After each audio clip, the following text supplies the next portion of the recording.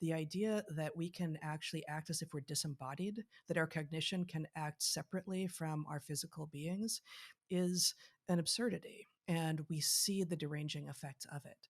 And so, we argue that anyone who cannot do something in the world that has a physical manifestation, where they can actually test their understanding of the universe by playing a sport, by gardening, by bicycling, by even something like baking, where there is just a physical manifestation of what you are doing that cannot be negotiated by social means, will enable you to have a better understanding of what kind of role you're playing in the universe, and whether or not you're making any sense. Whereas if everything that you do you can then convince an audience afterwards that was actually better than it seemed, and there's no fact check, there's no physical fact check on your claim, of course you're going to end up being anxious and deranged and not quite sure what your place is in the universe, because you're not allowing the universe to give you any actual feedback.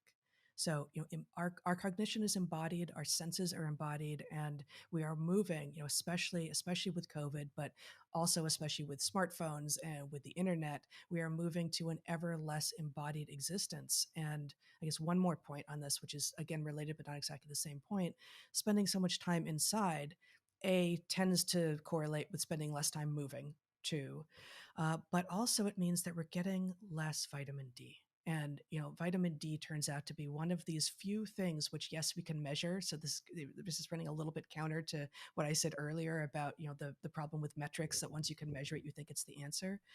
But the vast majority of modern people turn out to be vitamin D deficient. And the most powerful and most common way that we get vitamin D is from the sun on our skin.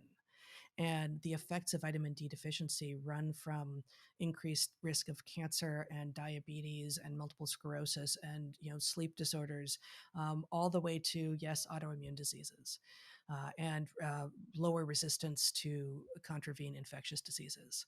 So spending time outside doing physical things with your body has way more benefits than we even yet know.